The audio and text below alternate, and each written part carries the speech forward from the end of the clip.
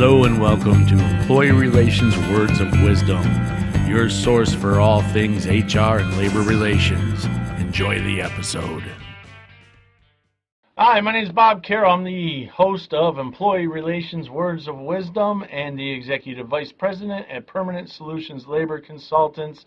And before I get started, I do want to remind everybody, hit the subscribe button down there, hit the bell. The subscribe button obviously means you're subscribing to our channel, and the bell means you will get notified when we have fresh content. I'm very, very happy to be joined by one of our consultants, Doug Grima, who is also a former UAW Local President at Local 174, which at the time was the largest amalgamated local in the United States, and the former home of Walter Reuther. Correct, Doug? That's correct, Bob. So what I want to talk about, last time I did one of these, I was talking by myself on a video about the reality of strikes, and now we're on day 30 of the UAW GM strike, and I want people to hear the reality of what happens on a strike line. And you were involved with a very tumultuous strike locally here in Livonia with Hercules-drawn steel when you were president, and you had the misfortune, I would say, I'm choosing my words correctly, the misfortune of serving as president during such a tumultuous strike, because I'm sure it took a toll on everybody, including yourself. Just like this strike here in Detroit with the UAW and General Motors. It's taking a toll already, and we're only at 30 days. And I want Doug to tell a story about a strike that actually lasted a year and a half. And Doug, what I want from you is I want to talk about what started the strike, how you motivated people to vote to go on strike, how you motivated people to stay on the strike line for so long, and what happened. How many people were still around at the end of the strike, and did the employees eventually get what they want? So walk me through that strike. Well, Bob, first of all, it's to get somebody to go on strike, it's not as tough as you think. The motivation is better contract, obviously, and these 175 or so members that were there were at a plant. It's if you ever worked in a steel plant, you'd find out it's a tough job. It's tough work. These guys worked hard. They made good money. However, that plant made great money for the owners, and they wanted a bigger piece of the pie.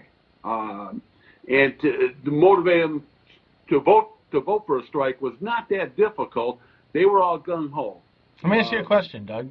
Sure. Was this a new campaign? Was this their first contract, or were they already unionized? They were already unionized. Okay, so they were coming up for renegotiations. That's correct. So did you take a strike vote before going into negotiations? Yes. Okay. Yes. And that's a typical tactic that's used, correct? That is correct, because you want management to see if it's you spin the vote how you want. I mean, if I get 174 and 5 against, we put it up in the plant and we put it that way. If it was more like 99% voted for it and 1% voted, we put it up percentage-wise. But we wanted management to see that we were ready to strike. We're ready to go out there, so we were serious about it. That's correct. So take us through it. Okay, so you voted to go on strike. So obviously you didn't get what you wanted in negotiations. Correct. We didn't get what we wanted in negotiations. The guys were not happy about that. We voted. We got okay.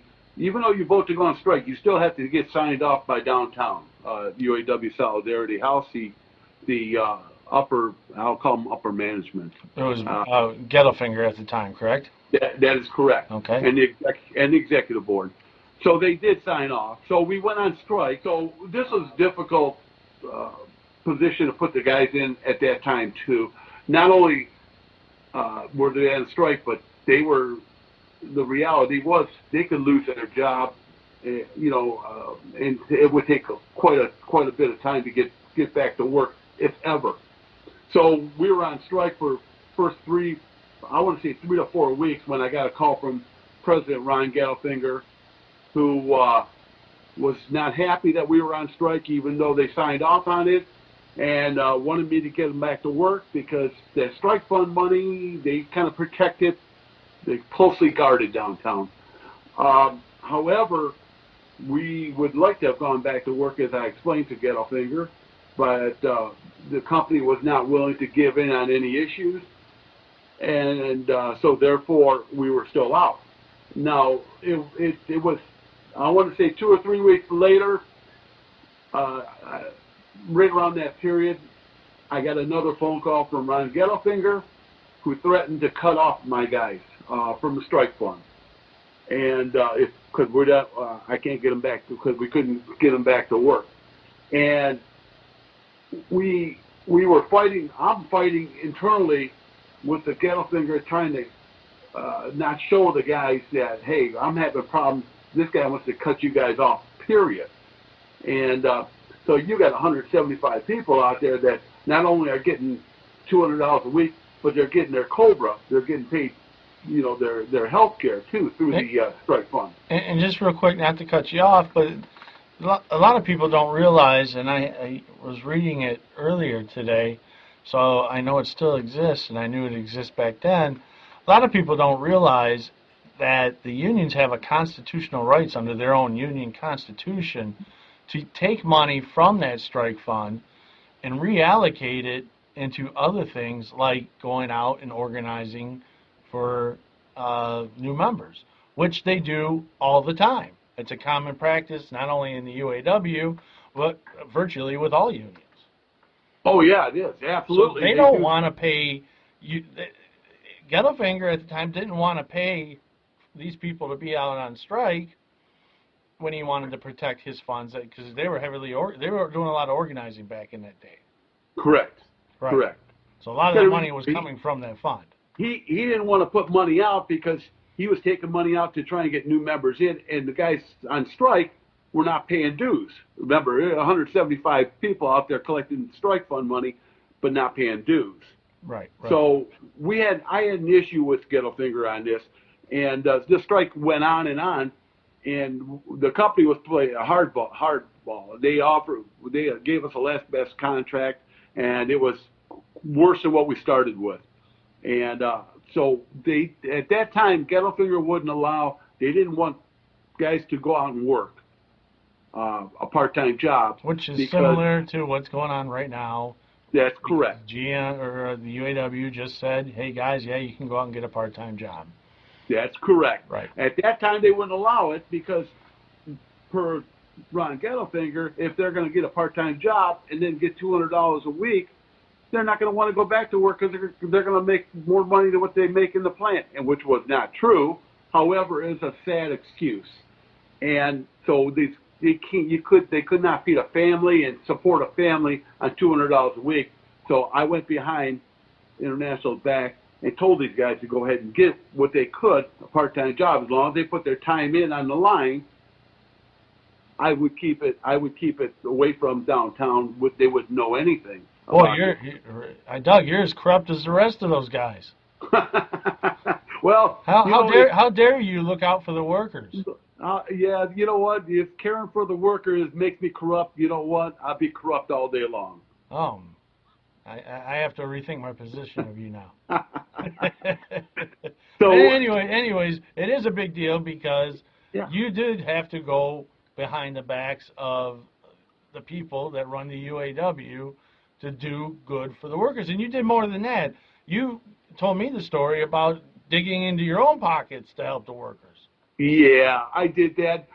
You know what? They always tell you don't get personally involved, but how can you not get personally involved when you're a local president? And I see these guys. I know them personally. I know a lot of their families personally. So yeah, I did. I went into my own paycheck. I donated a lot of my expense money to them. I gave them.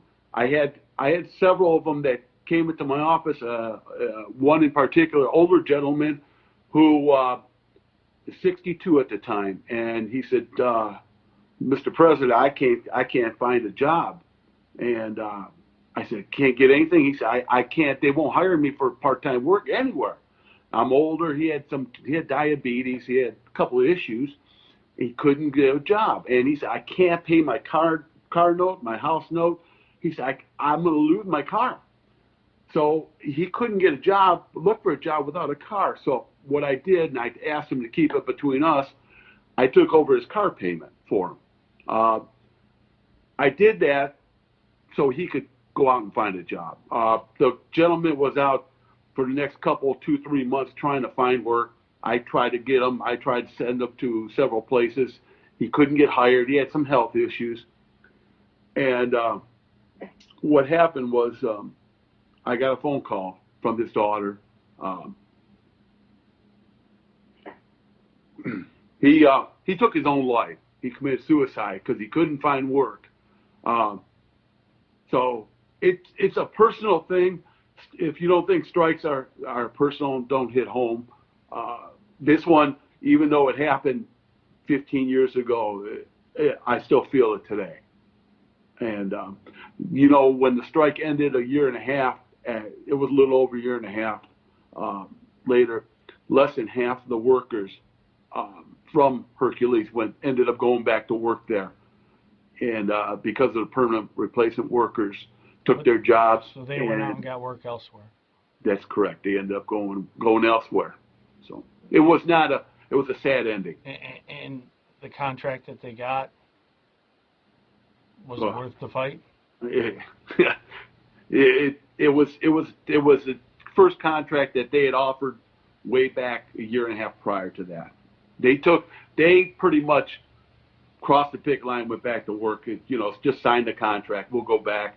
They were making less than what they went out for in the first place. Sad. It was a sad thing. See, and that's exactly why I wanted you on this episode, because the realities of strikes are what we see on the news, we see on TV, we see people hurt, we see people say they're suffering, and I get it. I'm friends with people that are suffering on the strike line right now, and it's only been 30 days. I've seen a change in their mood. I've seen a change in the way that they handle themselves, they carry themselves, the look on their face. And when they first went on strike, it was, we're going to really put it to Mary Barra and GM. And now they're still angry, but they're angry with Mary Barra and GM, and they're angry at the UAW. They don't know what the heck is going on. And I'll be honest with you, with the way the leadership's track record has been, I don't blame them. They don't understand that hopefully GM or UAW is rebranding themselves and rebuilding their public image and taking it seriously. But let's face it, their president they have right now, Gary Jones, is under investigation. Their former president, Dennis Williams, he's under investigation. They have people behind bars. So when they come to them with a contract and say, hey, we did our best to get you everything that we could, how can they, in good faith, trust both Mary Barra and Gary Jones? Which you notice Gary Jones isn't doing any of the speaking. No, there's a reason for that, Bob. And excuse me, we all know that UAW has a PR department, and with the issues that are going on with Gary Jones, they're telling him to stay out of the news. And he could be. I mean, let's play devil's advocate. He could be innocent. Everybody's innocent until proven guilty. Correct. Right? But correct. If he has knowledge of some of the things that have happened in the past, there could be a whole lot of things happening behind closed doors with legal strategies and, who's going to roll over on who. Sure. I see more of a fallout happening, and he may be involved. We don't know. all we do know is I'm putting myself in the position of a worker that's walking a strike line. I'm eating ramen noodles every night. I can't watch TV anymore because I had to cut my cable, and I can't trust anybody on either side of the table. And to me, that's a damn shame. And it's something that I don't even know how to do anything but sympathize with the people on the line. And let's hope that this strike is coming to an end soon. We see signs that it is coming to an end soon. The UAW called their board in for a top secret squirrel meeting this week. Uh, they allowed them to raise the strike pay to 275, which I don't think has that ever been done before, Doug.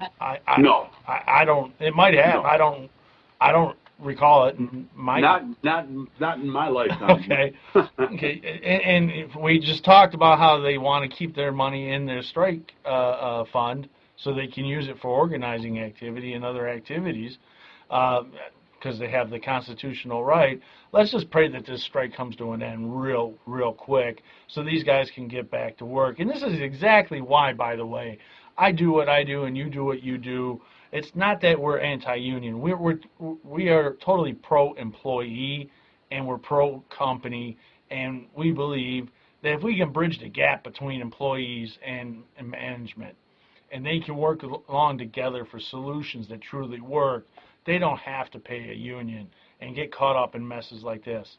And I would say this, the story you told me about Hercules Steel, and you only told part of the story. I know things got a lot worse than even what you just shared, which is hard to talk about. Um, Nobody wakes up and says, I think I have a good idea, I'm walking out on strike. Nobody signs a union card to join a union and says, I think I'm going to sign this union card so that I can go on strike someday to get a better deal. I don't think they understand the reality of how brutal strikes are and how they ruin not only companies, but they ruin families. They ruin the communities that they are involved with. And until you live and breathe it, which you have, and you've seen other strikes in the UAW in your career, but I think that just in talking to you and knowing you as a person, that Hercules Steel one affected you the most personally. Oh, there's no question about it, Bob. But it affected me very deeply. It took a toll on me. Period. Uh, Personally, emotionally, even professionally, because I started seeing things differently after that. And we talked about several other strikes after that we'll talk at another time about. But I mean, it's just it seemed like I seen the union using the membership, the guys on the line, as pawns, as you said, uh, and I just didn't understand it. I think these guys, if you talk to other GM workers out there, so have I, that they kind of look at me now and wonder, hey, Doug, I think, what do you think? I think that that they've gotten everything they're going to get, but they're not telling us. And what do you tell these guys? What do you tell these guys? It's hard. It's hard because I think he's right. Yeah. I think he's right, Bob. Absolutely. So I think there's a big lesson to be learned from strikes, and that's why I wanted you here, Doug. I appreciate you joining me on this episode of Employee Relations Words of Wisdom. We're going to cut it there. We ran a little bit over on time. I would like to remind everybody once again, one more time, remember, hit the subscribe button, hit the bell, like us on social media. We're on LinkedIn, we're on Facebook, we're on Tumblr, we're here on YouTube. We're all over the place. Make sure you feel free to share any information. And the information that we're providing here is not, I had a comment the other day, or an email that I received the other day from somebody saying that this is just union buster material. Well, no. Look at the whole channel. Look at the stuff we have on this channel. It's about employee relations. about doing what's right for the employees. And if you take the time to look at some of the episodes that we have on here, I think you'll realize that what this is a strike, and a strike is a disaster for everybody except for the people that run the union. And that's how I'm going to end this episode. So, Doug, thank you. You're welcome, Bob. All right, Thank we'll you. see you guys next week.